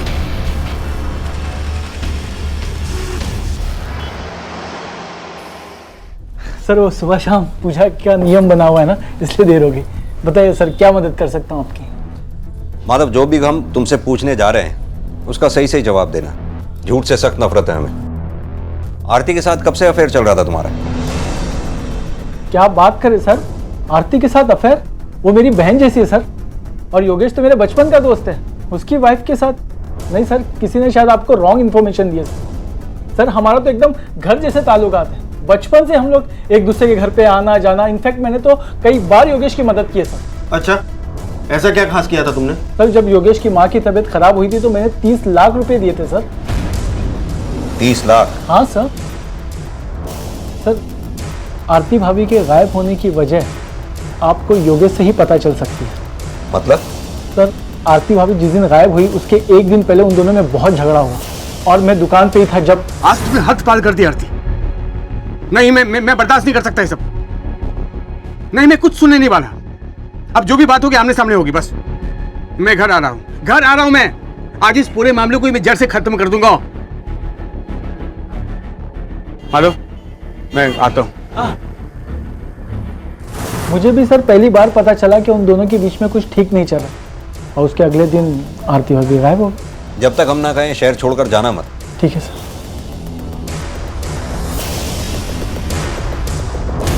योगेश, हमारा और आरती के बीच झगड़ा किस बात पे हुआ था? सर पैसे को लेकर। पैसों को लेकर? तुमने आरती से कहा था इस मामले को जड़ से खत्म कर दोगे, क्योंकि तुमसे अब और बर्दाश्त नहीं होता। मुझे बताओगे जरा ये बात पैसों की कमी में कहां और कैसे फिट बैठती है? वो सर, माँ के इलाज में पैसा बहुत लग रहा था सर। इस वजह से घर खर्ची में मैं पैसा नहीं दे पा रहा था आरती को। इस बात को लेकर आरती बहुत परेशान थी। आए दिन हमारे झगड़े होने लगे। इसीलिए मैंने कहा था सर कि इस किस्से को मैं आज ही खत्म कर दूंगा, और कुछ नहीं सर। जिसे तुमने खत्म कर भी दिया, आरती को खत्म करके। नहीं, मैंने ऐसा कुछ नहीं किया सर। तो फिर क्या हुआ था उस दिन? आई के इलाज के लिए 10 लाख और चाहिए थे सर, और मैंने माधव से पहले ही 20 लाख ले चुका था, और ये 10 लाख भी मैं माधव से मांगना चाहता था, लेकिन आरती उसके खिलाफ थी। उस दिन मैं दुकान पर था जब उसका फोन आया। हाँ बोलो आरती। योगेश, मैंने 3 लाख का इंतजाम कर लिया है, बाकी 7 लाख का भी हो जाएगा। माधव से मत मांगना। 3 लाख? इतनी बड़ी रकम का इंतजाम तुमने कहाँ से किया? मैंने अपनी और माँ जी की दोनों की सारी ज्वेलरी बेच दी है। ये तुमने क्या किया आरती? तुमने तो हाथ ही पार कर दिया यार। ये मैं बर्दाश्त नहीं कर सकता। आज इस पूरे मामले को मैं जड़ से ही खत्म कर दूंगा। चलो रखो फोन। क्यों किया तुमने ऐसा आरती? तुम्हारी हिम्मत कैसी हुई आई के गहने को हाथ लगाने की? मैंने उन्हें अपने लिए नहीं बेचा है योगेश, और फिर ये सब पैसे तुम्हारी आई के लिए तो काम आएंगे। फिर मैंने उनके ही नहीं अपने भी तो गहने बेचे हैं। आई का इलाज करवाना मेरा फर्ज है, और उनके गहने बेचकर इलाज करवाया तो क्या करवाया? तू है मुझ पर। तुम पहले ही 20 लाख का उधार ले चुके हो माधव से, क्यों अपना बोझ बढ़ा रहे हो? और फिर गहने होते किस लिए है? समय पर काम आए इसीलिए ना। चुप करो तुम। अगर बोझ है तो मेरे सर पर है ना, उसे मैं चुकाऊंगा। मैं जानता हूँ, तुम्हें टेंशन लेने की जरूरत नहीं है। मुझे लगता है इन सब का असर सिर्फ तुम पर ही हो रहा है। तुम्हें अंदाजा भी है कि तुम्हारी आई की वजह से मुझ पर क्या बीत रही है, क्या हो रहा है मेरे साथ? मेरी आई के बारे में कुछ नहीं आरती। थप्पड़ से क्या होगा योगेश? अगर मारना ही है तो मुझे जान से मार डालो ना। मुझे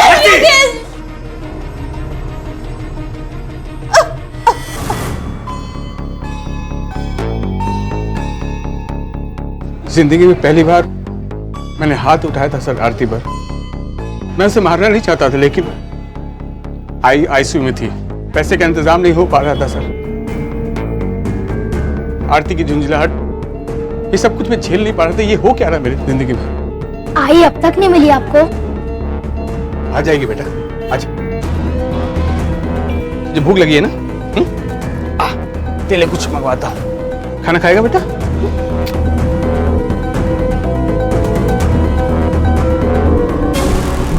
नासिक पुलिस की जांच धीमी लेकिन सही दिशा में चल रही थी। भले ही उस झील में मिले लाश के टुकड़ों की पहचान अब तक नहीं हो पाई थी, लेकिन उन दोनों मुजरिमों का सुराग मिल चुका था और उम्मीद थी कि बहुत जल्द पुलिस उन तक पहुंच जाएगी। दूसरी तरफ पुणे पुलिस को यह समझ में नहीं आ रहा था कि अगर आरती ने आत्महत्या करने का फैसला किया था तो उसने ऐसा क्यों किया होगा। उसका पति उससे बहुत प्यार करता था, एक बच्चा था जिससे वो बहुत प्यार करती थी। परिवार में पैसों की कमी थी और अपनी सास प्रतिमा से उसकी छोटी मोटी झड़प भी हो जाया करती थी, लेकिन ये कारण इतने बड़े नहीं थे कि जिसकी वजह से 30 साल की एक परिपक्व सोच वाली महिला अपनी जान देने निकल पड़े। कुछ भी साफ दिखाई नहीं दे रहा था, लेकिन इतना तय था कि कुछ और राज थे जिनका सामने आना अभी बाकी था। सर, आरती और माधव के कॉल रिकॉर्ड्स। सर, दोनों के बीच में 6 से 7 बार बात हुई है। सर, कुछ सेकंड से ज़्यादा बात नहीं हुई, ना ही कोई लेट नाइट कॉल्स। सर, दोनों के कॉल रिकॉर्ड देखकर लगता नहीं है कि दोनों के बीच में कुछ अफेयर जैसा है। लेकिन आरती की सास झूठ क्यों बोलेगी? आरती के कॉल रिकॉर्ड से एक बात सामने आई है सर। क्या बात? सर, यही कि आरती की माँ शारदा। व्हाट? आरती के कई कॉल शारदा को आ चुके हैं। शारदा ने हमसे ये क्यों कहा कि पिछले 10 साल से उसने आरती की आवाज तक नहीं सुनी? साहब, मुझे बहुत डर लग रहा है, हमारी मदद कीजिए। 10 बरस के बाद आज अचानक उसका फोन आया था। उसने हमसे झूठ क्यों बोला? जी, आपको कोई गलतफहमी हुई है। पिछले 10 साल से उसका कोई फोन नहीं आया, उस दिन पहली बार ही फोन आया था। शारदा जी, आपके पूरे कॉल रिकॉर्ड्स हैं हमारे पास, और ये बात आप भी अच्छी तरह जानती हैं कि आप हमसे झूठ बोल रही हैं। अब आप ही सीधी तरह से बता दीजिए कि क्या और क्यों छिपा रही हैं आप। जब वो घर से गई थी उसके 2 साल बाद ही पहली बार फोन आया था उसका। हेलो, कैसी हो माँ? आरती, कैसी है बेटा और कहाँ है तू? मैं अच्छी हूँ माँ, आपके करीबी हूँ। दोनों अब भी नाराज है ना मुझसे? नहीं बेटा। आई, किससे बात कर रही है? किसी से भी नहीं। तो ये बेटा किसको बोल रही थी? अरे, तुझे ही बुला रही थी बेटा। चाय तैयार है, मैं तेरे लिए लेके आती हूँ। हाँ ठीक है। इतने सालों से धोखा दे रही हो तुम मुझे।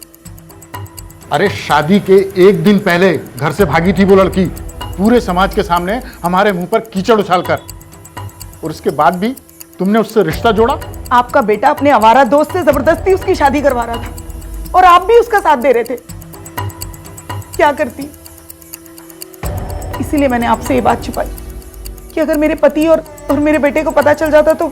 मानिक जी, कहीं ऐसा तो नहीं अपनी बेटी आरती को गायब करने में आपका या आपके बेटे का ही हाथ हो?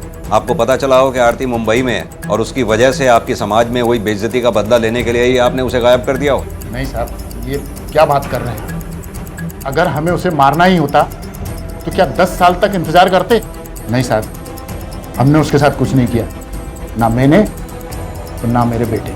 ये आपका बेटा मुकुल जब से उसकी बहन आरती गायब हुई है एक बार भी हमारे सामने नहीं आया। कहाँ है वो? उसकी दुकान है मगरपट्टन में।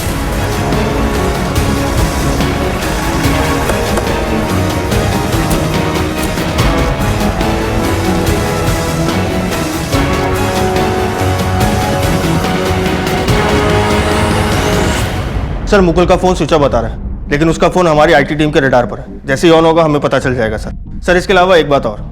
सर, नासिक पुलिस ने 2 लोगों की फोटो भेजी है 30-35 साल की किसी लेडी के मर्डर केस में। सर, ये देखिए। मर्डर केस के सिलसिले में इन दोनों की फोटोग्राफ? ये दोनों तो हमारे यहाँ 4-5 बार छोटी मोटी चोरी के सिलसिले में सजा काट चुके हैं। हाँ सर। सर, एक खास बात और। जिस दिन आरती गायब हुई थी उसके दूसरे दिन नासिक पुलिस ने एक लेडी के बॉडी पार्ट्स बरामद किए थे। हो सकता है वो बॉडी पार्ट्स आरती के हों। हाँ सर, हो सकते हैं, लेकिन सर उसके कुछ बॉडी पार्ट्स और सर गायब है, इसलिए उसको पहचानना मुश्किल है सर। इन दोनों की बॉडीज नासिक में ठिकाने लगाना और उसी दिन आरती का गायब हो जाना कोइंसिडेंस नहीं हो सकता।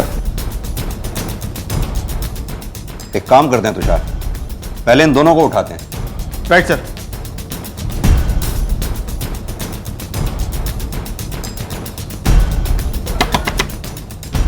सलीम का है? क्या हुआ सलीम? साहब क्या किया सलीम ने? कहाँ है सलीम? मुझे नहीं पता साहब, वो बहुत दिन से घर नहीं लौटे। उसके पास कोई सिल्वर कलर की गाड़ी है? उसका नंबर दीजिए। 98।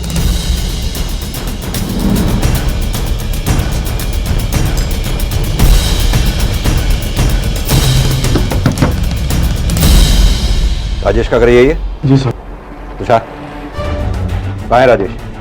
अब 2 दिन पहले बाहर गए हैं किस काम के लिए। राजेश के पास गाड़ी है? हाँ, वैन है। कौन से कलर की? सिल्वर।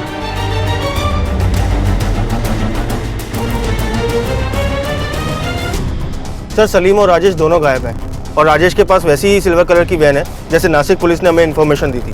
मैंने आईटी टीम को बोल दिया है उन दोनों के फ़ोन ट्रेस करने के लिए। गुड। ये दोनों नासिक वाले केस में शामिल हैं ऐसा लगता तो है, लेकिन आरती वाले केस से इनका कोई कनेक्शन है ये हम दावे के साथ नहीं कह सकते।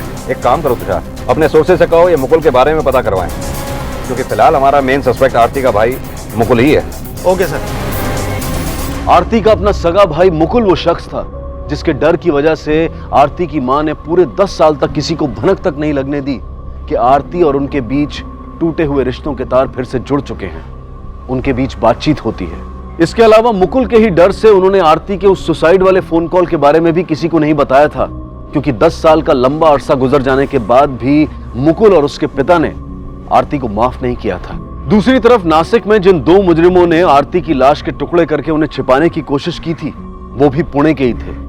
तो क्या आरती की हत्या के पीछे उसके अपने सगे भाई मुकुल का हाथ था? और अगर ऐसा था तो क्या इसमें उसके पिता भी शामिल थे?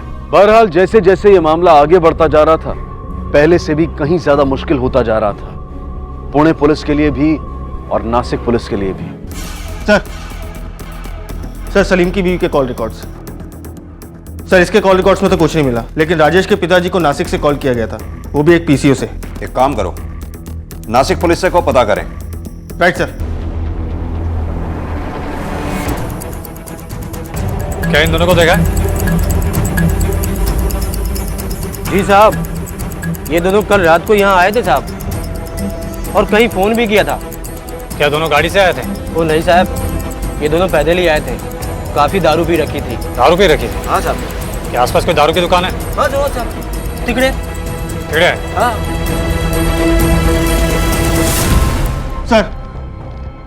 सर मुकुल का फोन ऑन हुआ था, उसकी लोकेशन ट्रेस हो गई है, वो ऑन है। एक काम करो, टीम को रेडी करो। सर।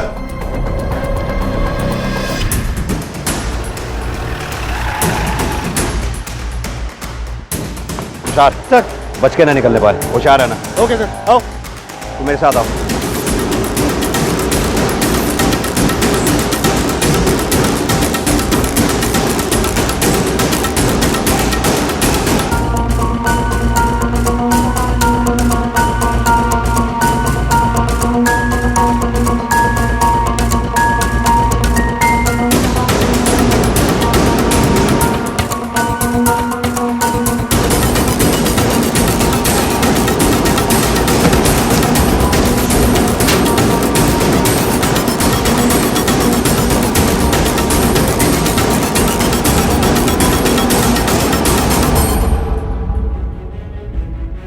सर इतनी इन्फॉर्मेशन तो मिली है कि वो लोग आसपास दिखाई दिए।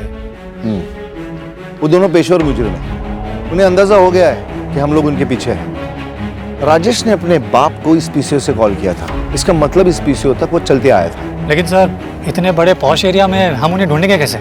इस पॉश एरिया में उनका कोई कनेक्शन तो नहीं रहेगा। एक काम करते हैं, इस एरिया के जितने भी लॉज है ना, चेक करते हैं।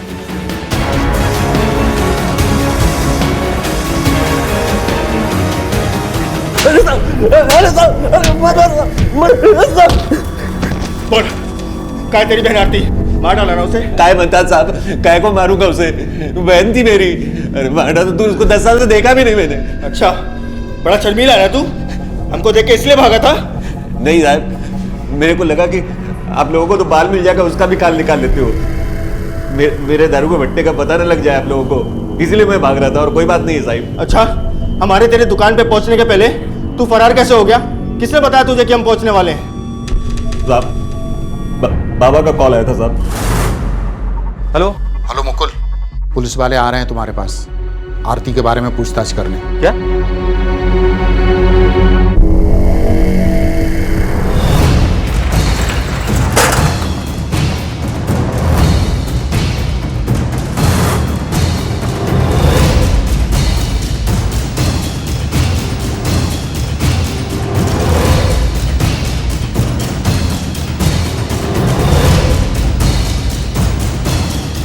सलाम सर। हमें इन दोनों की तलाश है। एक का नाम राजेश है और दूसरे का नाम सलीम। रुके यहाँ पे? हाँ सब रुके तो है। रूम नंबर क्या है? 104। चल।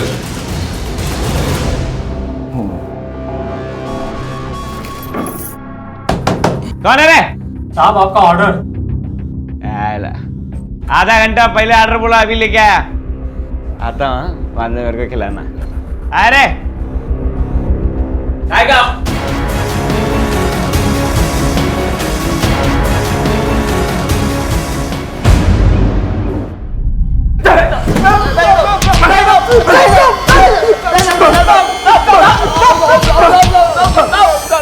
सच बताऊंगा साहब, जो भी पूछने का पूछो, मारो बस साहब। क्या क्या उस लाश के साथ?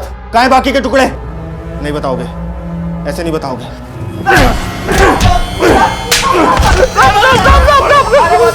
सब मेरे पास है साहब, सब मैं ले चलूंगा आपको।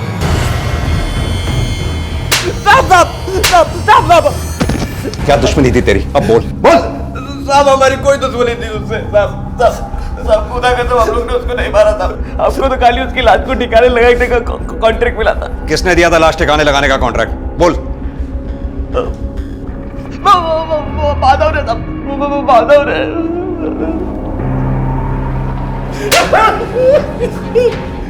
बता दो साहब, मैं मान रहा हूँ साहब कि मैंने उन दोनों को कॉन्ट्रैक्ट दिया था, लेकिन मैंने उसका खून नहीं किया साहब।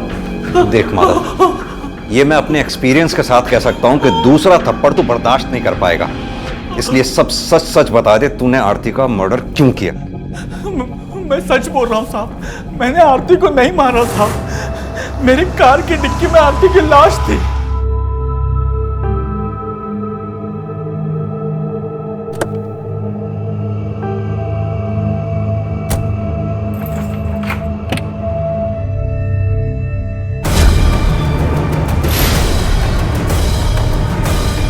मैं डर गया था सर, बुरी तरह से डर गया था मैं लाश देखकर, इसलिए मैंने सलीम को फोन किया कि लाश ठिकाने लगा दे। अगर तूने कत्ल नहीं किया था तो उस वक्त तू हमारे पास क्यों नहीं आया? क्यों नहीं खबर दी हमें? साहब, मेरी आरती के साथ नाजायज संबंध थे साहब।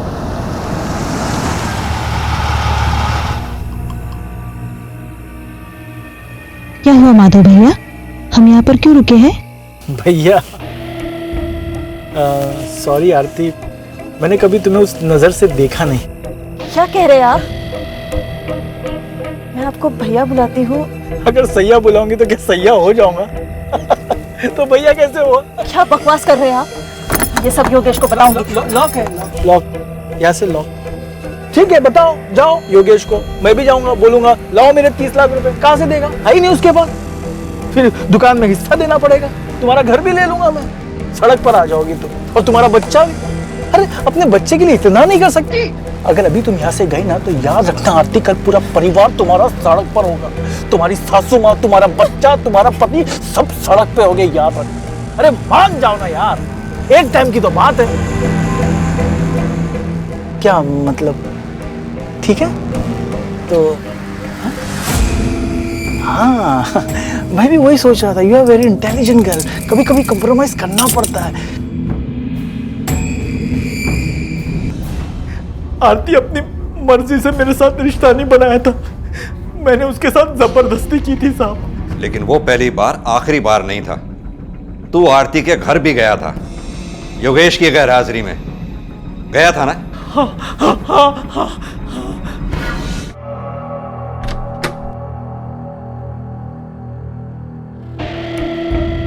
कौन आला है?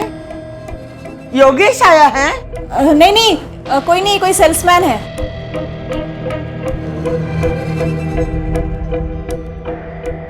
यहाँ क्यों आए? प्यार करने मैंने कहा माची है अंदर, मैंने कहा माची है अंदर।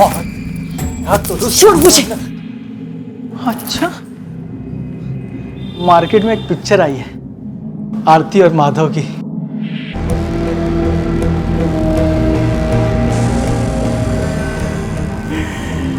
आज के बाद मुझे ना नहीं बोलना। हाँ, दिखा दो सबको।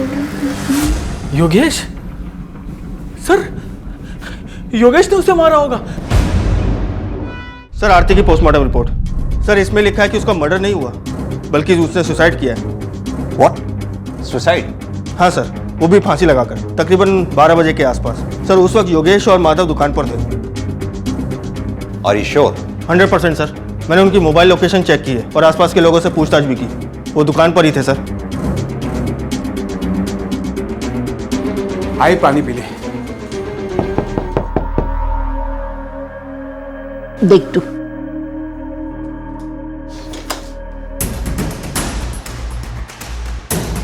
आरती के बारे में पता चला सर? नया पंखा कब लिया आई? सर, 1-2 दिन पहले। जब पिछली बार हम यहाँ आए थे तो ये पंखा यहाँ नहीं लगा हुआ था, याद आया प्रतिमा जी?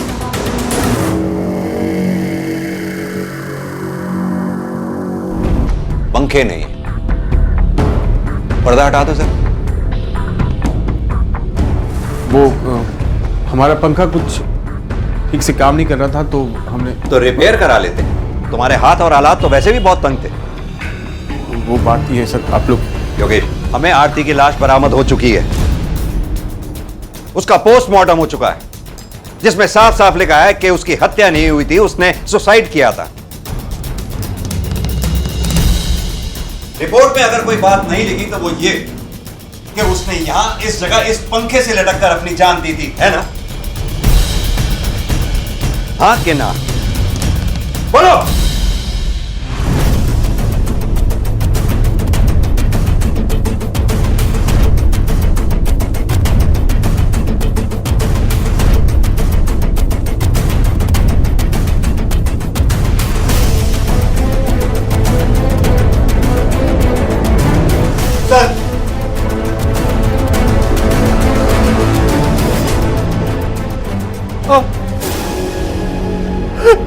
आरती ने हाथ में हत्या की थी सर। इसी कमरे में हाथ में हत्या की थी सर। मैं जब दुकान से घर पर आया सर, कर देखा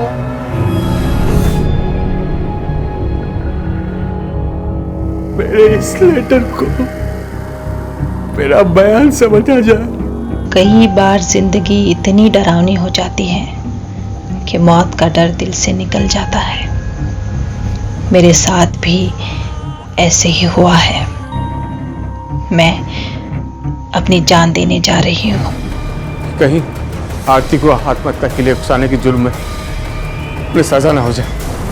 मैं आरती को वापस नहीं ला सकता था सर, लेकिन आई को बचा सकता था मैं। इसलिए मैंने वही करने की सोची। जो कुछ हुआ था सर, ये माधव की वजह से हुआ था।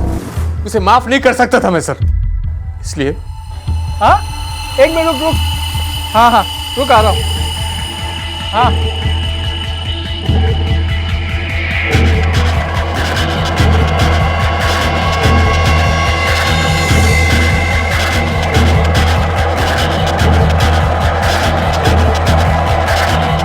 और मैंने आरती की लाश को माधव की गाड़ी की डिक्की में डाल दिया ताकि आरती को तलाश करते हुए आपको उसकी लाश माधव की गाड़ी में मिले और सारा इल्जाम उस पर आ जाए।